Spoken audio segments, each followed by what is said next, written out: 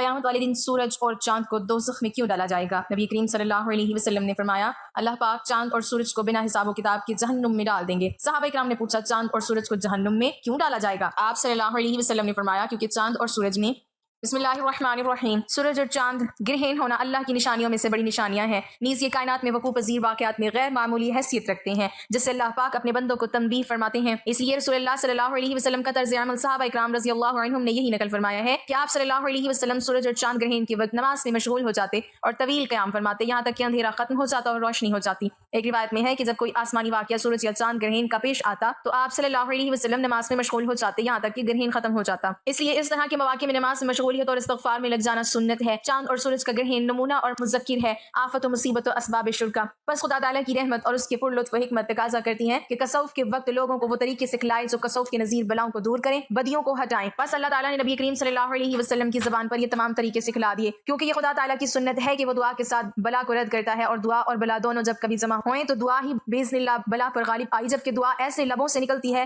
جو خدا تعالیٰ کی طرف رجوع کرنے والی ہیں۔ صحیح مسلم و بخاری سے ثابت ہے کہ نبی کریم صلی اللہ علیہ وسلم نے فرمایا ہے کہ شمس و قمر خدا تعالیٰ کی نشانیوں میں سے دو نشان ہیں، اور کسی کے مرنے یا جینے کے لیے ان کو گرہن نہیں لگتا، بلکہ وہ خدا تعالیٰ کے دو نشان ہیں۔ خدا تعالیٰ ان دونوں کے ساتھ اپنے بندوں کو ڈراتا ہے، بس جب تم ان کو دیکھو تو جلدی سے نماز میں مشغول ہو جاؤ۔ اس حدیث میں اس بات کی طرف اشارہ فرمایا ہے کہ یہ دونوں نشان گناہ گاروں کے ڈرانے کے لیے ہیں، تاکہ اپنے گناہ بدکاریوں اور پلیدیوں کے وبال سے ڈریں، اور اسی غرض سے رسول کریم صلی اللہ علیہ وسلم نے گرہن کے وقت حکم فرمایا ہے کہ بہت نیکیاں کرو اور نیک کاموں کی طرف جلدی کرو، اور خالص نیت کے ساتھ نماز اور دعا کرنا اور خدا تعالیٰ کی تعریف کرنا اور ذکر و تضرع و قیام، رکوع و سجود و توبہ و انابت و استغفار و خشوع و ابتہال اور جناب الہی میں تزلزل کرنا اور تصدق و عطا مقرر فرمایا، تاکہ اس آنے والے عذاب سے ان اعمال صالحہ کا بدلہ لانا عامل کے لیے سفر ہو۔ یہ ایسا وقت ہے کہ حوادث کے پیدا ہونے کا مذکر اور انس پر منبع ہے، اور یہی وجہ ہے کہ اہل معرفت کے دلوں میں خود بخود ایسے اوقات میں گھبراہٹ پیدا ہو جاتی ہے، نیز ایسے اوقات میں زمین پر تجلیات کا نزول ہوتا ہے، اس لیے صاحب معرفت کو ان اوقات میں خدا تعالیٰ کے ساتھ قرب حاصل کرنا بہت مناسب ہے۔ نبی کریم صلی اللہ علیہ وسلم نے جاہلیت کی ایک برائی یہ بھی ذکر فرمائی، لوگ ستاروں کی گردش اور ان کی اپنی اپنی منازل میں طلوع و غروب کی وجہ سے بارشوں وغیرہ کے برسنے کا اعتقاد رکھیں گے۔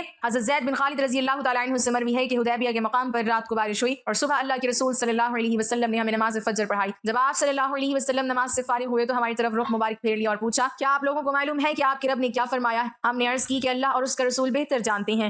آپ صلی اللہ علیہ وسلم نے فرمایا اللہ تعالیٰ نے فرمایا ہے کہ میرے بندوں نے صبح کی تو مجھ پر ایمان رکھتے تھے اور ستاروں کے منکر تھے، اور جس نے کہا کہ ہم پر فلاں فلاں ستارے نے بارش برسائی تو ایسے کہنے والا شخص میرا منکر جبکہ ستاروں پر اعتقاد رکھنے والا ہے۔ نظام فلکی قدرت الہیہ کا مظہر اور تابع ہے۔ مفہوم آیت اور سورج چاند اور ستارے سب کے سب اس اللہ کے حکم سے ایک مقرر منظم اور منضبط نظام کے تابع بنا دیے گئے ہیں۔ حضرت ابوبکر رضی اللہ تعالیٰ عنہ سے مروی طویل حدیث میں ہے کہ اللہ کے رسول صلی اللہ علیہ وسلم نے فرمایا کہ سورج اور چاند اللہ تعالیٰ کی قدرت کی نشانیوں میں سے دو بڑی نشانیاں ہیں۔ اللہ وہی ذات ہے جس نے سورج کو روشنی کا ذریعہ اور منبع بنایا، اور سورج اپنے مقرر کردہ راستے پر چلتا ہے جو راستہ غالب علم والے اللہ تعالیٰ کی طرف سے مقرر کردہ ہے۔ حضرت ابو ذر رضی اللہ تعالیٰ عنہ سے مروی ہے کہ میں سورج کے غروب کے وقت نبی کریم صلی اللہ علیہ وسلم کے پاس مسجد میں بیٹھا ہوا تھا۔ آپ صلی اللہ علیہ وسلم نے مجھے مخاطب کرتے ہوئے فرمایا ابو ذر کیا آپ جانتے ہیں کہ سورج کہاں غروب ہوتا ہے؟ میں نے عرض کی اللہ اور اس کا رسول صلی اللہ علیہ وسلم ہی اس بات کو زیادہ بہتر جانتے ہیں۔ آپ صلی اللہ علیہ وسلم نے فرمایا جب غروب ہونے کے لیے اپنے مقام کی طرف چلا جاتا ہے تو زیر عرش اللہ کو سجدہ کرتا ہے۔ سورج کے سجدہ کرنے سے مراد یہ ہے کہ اس کا ہر طلوع و غروب اللہ تعالیٰ کی اجازت سے ہوتا ہے،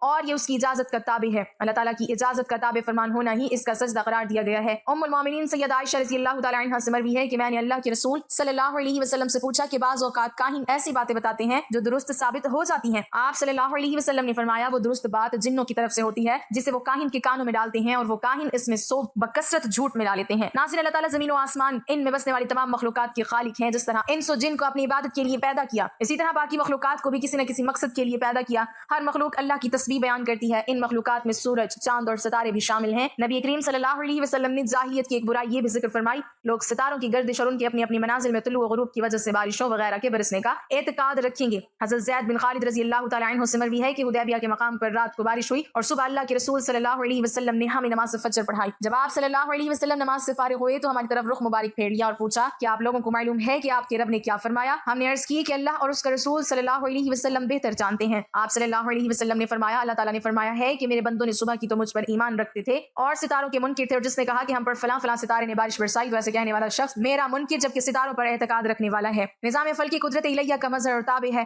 مفہوم آیت اور سورج چاند اور ستارے سب کے سب اس اللہ کے حکم سے ایک مقرر منظم اور منضبط نظام کے تابع بنا دیے گئے۔ حضرت ابوبکر رضی اللہ تعالیٰ عنہ سے مروی طویل حدیث میں ہے کہ اللہ کے رسول صلی اللہ علیہ وسلم نے فرمایا کہ سورج اور چاند اللہ تعالیٰ کی قدرت کی نشانیوں میں سے دو بڑی نشانیاں ہیں۔ اللہ وہی ذات ہے جس نے سورج کو روشنی کا ذریعہ اور منبع بنایا، اور سورج اپنے مقرر کردہ راستے پر چلتا ہے جو راستہ غالب علم والے اللہ تعالیٰ کی طرف سے مقرر کردہ ہے۔ حضرت ابو ذر رضی اللہ تعالیٰ عنہ سے مروی ہے کہ میں سورج کے غروب کے وقت نبی کریم صلی اللہ علیہ وسلم کے پاس مسجد میں بیٹھا ہوا تھا۔ آپ صلی اللہ علیہ وسلم نے مجھے مخاطب کرتے ہوئے فرمایا، ابو ذر کیا آپ جانتے ہیں کہ سورج کہاں غروب ہوتا ہے؟ میں نے عرض کی اللہ اور اس کا رسول صلی اللہ علیہ وسلم ہی اس بات کو زیادہ بہتر جانتے ہیں۔ آپ صلی اللہ علیہ وسلم نے فرمایا، جب غروب ہونے کے لیے اپنے مقام کی طرف چلا جاتا ہے تو زیر عرش اللہ کو سجدہ کرتا ہے۔ سورج کے سجدہ کرنے سے مراد یہ ہے کہ اس کا ہر طلوع و غروب اللہ تعالیٰ کی اجازت سے ہوتا ہے اور یہ اس کی اجازت کا تابع ہے۔ اللہ تعالیٰ کی اجازت کا تابع فرمان ہونا ہی اس کا سجدہ قرار دیا گیا ہے۔ حضرت نعمان بن بشیر رضی اللہ تعالیٰ عنہ سے مروی ہے، رسول اللہ صلی اللہ علیہ وسلم کے زمانہ مبارک میں سورج گرہن ہوا۔ آپ صلی اللہ علیہ وسلم نے فرمایا، لوگوں نے نظریہ بنا لیا ہے سورج اور چاند کو گرہن اس لیے لگتا ہے کہ کسی عظیم شخصیت کی موت واقع ہوئی ہے، حالانکہ یہ حقیقت کے بالکل خلاف ہے۔ سورج اور چاند کو گرہن کسی کی موت و حیات کی وجہ سے نہیں لگتا، یہ اللہ تعالیٰ کی نشانیوں میں سے بڑی نشانیاں ہیں۔ محترم ناظرین، کیا آپ کو معلوم ہے کہ چاند اور سورج کو بھی جہنم میں ڈالا جائے گا؟ ایسا کیوں کیا جائے گا؟ جاننے کے لیے ویڈیو کو مکمل دیکھیے۔ حضرت ابن عباس رضی اللہ تعالیٰ عنہ سے مروی ہے کہ انہوں نے فرمایا، جس سے اس بارے میں شک ہو کہ میدان حشر شام میں برپا ہوگا، اس سے یہ آیت مبارکہ تلاوت کر لینی چاہیے، هو الذی اخرج الذین کفروا من اہل الکتاب من دیارہم لاول الحشر۔ رسول پاک صلی اللہ علیہ وسلم نے انہیں اس دن فرمایا تھا کہ تم چلے جاؤ۔ انہوں نے پوچھا کہاں؟ تو آپ صلی اللہ علیہ وسلم نے فرمایا عرش و محشر کی طرف۔ حضرت معاویہ بن حیدر رضی اللہ تعالیٰ عنہ سے روایت ہے کہ آپ صلی اللہ علیہ وسلم نے ارشاد فرمایا کہ تم اس طرف جمع کیے جاؤ گے، اور آپ صلی اللہ علیہ وسلم نے ملک شام کی طرف اشارہ فرمایا۔ حضرت سمرہ بن جندب رضی اللہ تعالیٰ عنہ سے روایت ہے کہ آپ صلی اللہ علیہ وسلم نے فرمایا، تم بیت المقدس کی طرف مشہور ہوگے اور پھر تم قیامت میں جمع ہوگے۔ حضرت وہاب بن منبع رحمۃ اللہ علیہ فرماتے ہیں کہ اللہ تعالیٰ نے بیت المقدس سے فرمایا تھا کہ میں تجھ پر اپنا عرش رکھوں گا اور تیری طرف اپنی مخلوق کو محشور کروں گا، اور تیرے پاس داؤد علیہ السلام سوار ہو کر آئیں گے۔ حضرت ابن عمر رضی اللہ تعالیٰ عنہ سے روایت ہے کہ آپ صلی اللہ علیہ وسلم نے فرمایا کہ جو شخص یہ چاہے کہ اپنی آنکھ سے قیامت کا مشاہدہ کرے تو اسے چاہیے کہ وہ اذا الشمس کورت واذا النجوم انکدرت کو پڑھ لے۔ قیامت کے دن ایک منادی ندا کرے گا جس سے یہ سب مخلوقات سنے گی، وہ کہے گا ہر قوم جو خدا کو چھوڑ کر جن معبودوں کی عبادت کرتی تھی ان کے ساتھ ہو جائے، چنانچہ ہر شخص کے سامنے اس کے معبود کی صورت بنا دی جائے گی جس کی وہ عبادت کیا کرتا تھا۔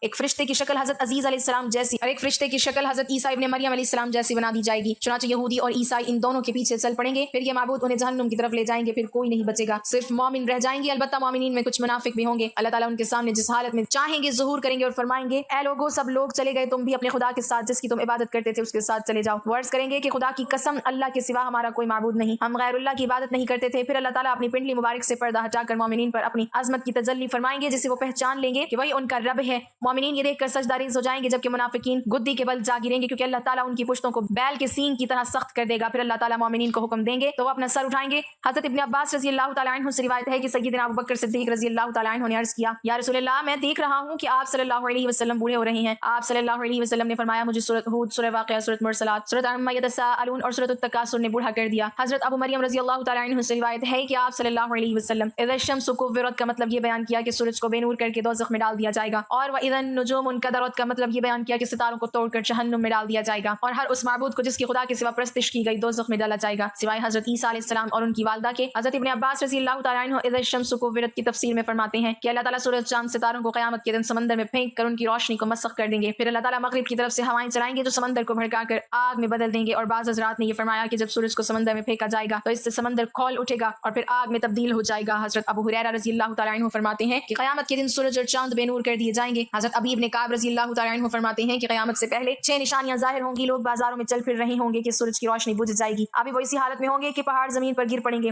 اور زمین لرزنے لگے گی، جس سے جنات گھبرا کر انسانوں کی طرف اور انسان گھبرا کر جنات کی طرف بھاگیں گے، جانور پرندے اور درندے آپس میں غلط ملت ہو جائیں گے۔ ارشاد خداوندی ہے، جب جنگل کے جانوروں میں رول پڑ جائے یعنی ایک دوسرے میں مل جائیں گے، اور جب بیاتی اونٹنیاں چھٹتی پھریں اور جب دریات جھونکے جائیں، اس وقت جنات انسانوں سے کہیں گے ہم تمہیں کہتے ہیں کہ سمندر کی طرف چلو۔ جب وہ وہاں پہنچیں گے تو آگ ہی آگ نظر آئے گی جس سے شعلے اٹھ رہے ہوں گے، لوگ اسی حالت میں ہوں گے کہ اچانک زمین پھٹ کر ساتویں تہہ سے جا لگے گی اور آسمان پھٹ کر ساتویں آسمان سے جا ملے گا، تب ان پر ایک ایسی ہوا چلے گی جو انہیں موت کی آغوش میں سلا دے گی۔ حضرت ابن مسعود رضی اللہ تعالیٰ عنہ فرماتے ہیں کہ آسمان کی حالت تبدیل ہوتی رہے گی، کبھی تو وہ وماہلہم رویدا کی طرح ہوگی اور کبھی تو وردتن کالدہان اور کبھی واہیتن، آسمان پھٹتا رہے گا اور اس کے احوال تبدیل ہوتے رہیں گے۔ حضرت محمد بن کعب رحمۃ اللہ علیہ کی روایت سے امام قرطبی رحمۃ اللہ علیہ فرماتے ہیں قیامت کے دن لوگوں کو اندھیرے میں اٹھایا جائے گا اور آسمان کو لپیٹا جا چکا ہوگا، ستارے جھٹ جائیں گے، سورج اور چاند ختم ہو جائیں گے اور ایک منادی آواز دے گا، لوگ اس دن اس کی آواز کے پیچھے دوڑیں گے۔ ارشاد باری تعالیٰ ہے، اس دن پیچھے دوڑیں گے پکارنے والے کے ٹیڑھی نہیں، جس کی بات آپ صلی اللہ علیہ وسلم نے فرمایا جب میں جنت میں داخل ہوں گا اور اپنے رب ذوالجلال کو دیکھوں گا تو اس کے سامنے سجدہ ریز ہو جاؤں گا۔ اللہ تعالیٰ مجھے اپنی تعریف اور بزرگی بیان کرنے کی ایسی اجازت دیں گے جو اپنی مخلوق میں سے کسی کو نہیں دی ہوگی۔ پھر اللہ تعالیٰ فرمائیں گے یا محمد اپنا سر اٹھائیں، شفاعت کریں، آپ کی شفاعت قبول ہوگی، آپ سوال کریں آپ کو عطا کیا جائے گا۔ جب میں اپنا سر اٹھاؤں گا تو اللہ تعالیٰ استفسار فرمائیں گے کہ آپ کیا چاہتے ہیں، حالانکہ اللہ تعالیٰ خوب جانتے ہیں۔ میں عرض کروں گا یا اللہ آپ نے مجھ سے شفاعت کا وعدہ فرمایا تھا، بس آپ جنتیوں کے حق میں میری شفاعت قبول فرمائیں تاکہ وہ جنت میں داخل داخل ہو سکیں۔ اللہ تعالیٰ فرمائیں گے میں نے ان کے حق میں آپ کی شفاعت قبول کی اور ان کو جنت میں داخل ہونے کی اجازت دی۔ اس ذات کی قسم جس نے مجھے حق کے ساتھ بھیجا ہے، تم دنیا میں اپنی بیویوں اور گھروں کو اس سے زیادہ نہیں پہچانتے جس طرح جنت والے اپنی بیویوں اور گھروں کو پہچانتے ہیں۔ بس ہر آدمی بہتر حوروں سے ہم بستری کرے گا جنہیں اللہ تعالیٰ اس جنتی کے لیے پیدا فرمائیں گے، اور اولاد آدم علیہ السلام میں سے 2 عورتوں میں سے بھی ہم بستری کرے گا جنہیں عبادت خداوندی کی وجہ سے جنت کی عورتوں پر فضیلت حاصل ہوگی۔ ان میں سے پہلی سے یاقوت کے کمرے میں سونے کے تخت پر ہم بستری کرے گا جو موتیوں سے گھرا ہوگا۔ اس عورت نے ریشم کے 70 جوڑے پہنے ہوں گے۔ اگر جنتی اپنا ہاتھ اس کے دونوں کندھوں کے درمیان رکھ کر اپنے ہاتھ کی طرف دیکھے گا تو اسے اپنا ہاتھ اس کے سینے میں سے اس کے کپڑوں، گوشت اور جلد کے پیچھے سے بھی دکھائی دے گا۔ نیز جنتی اس کی پنڈلی کے گودے کو بھی دیکھ سکے گا جس طرح تم میں سے کوئی یاقوت کی نلکی میں دھاگے کو دیکھ سکتا ہے۔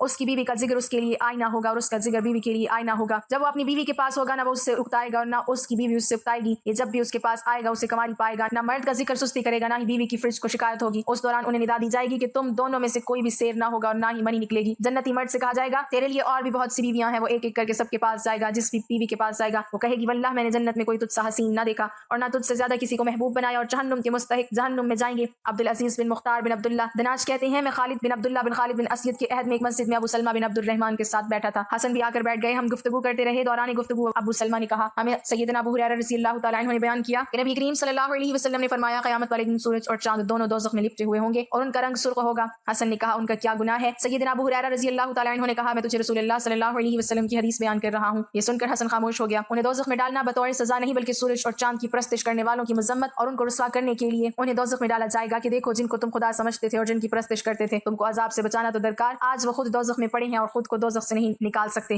حضرت علامہ مفتی احمد یار خان نعیمی علیہ رحمہ لکھتے ہیں کہ چاند اور سورج عذاب پانے کے لیے دوزخ میں نہیں جائیں گے بلکہ اپنے پجاریوں کو عذاب دینے جائیں گے۔ ان کی گرمی عذاب کی گرمی سے مل کر عذاب کو دوبالا کر دے گی۔ دیکھو دوزخ میں عذاب دینے کے لیے فرشتے بھی تو ہوں گے مگر وہ عذاب پانے کے لیے وہاں نہیں گئے بلکہ عذاب دینے کے لیے ہوں گے۔ نیز چاند اور سورج نور ہیں اور نور کو نار تکلیف نہیں دیتی۔ دیکھو مومنین گناہگاروں کو نکالنے کے لیے دوزخ میں جائیں گے مگر بالکل تکلیف نہ پائیں گے۔ اللہ تعالیٰ ہمیں دین کی مکمل سمجھ نصیب فرمائے اور ہمیں نیکوکاروں میں شامل کرے، آمین۔ ناظرین کمنٹ باکس میں اللہ تعالیٰ کے 99 ناموں میں سے ایک نام ضرور ٹائپ کریں۔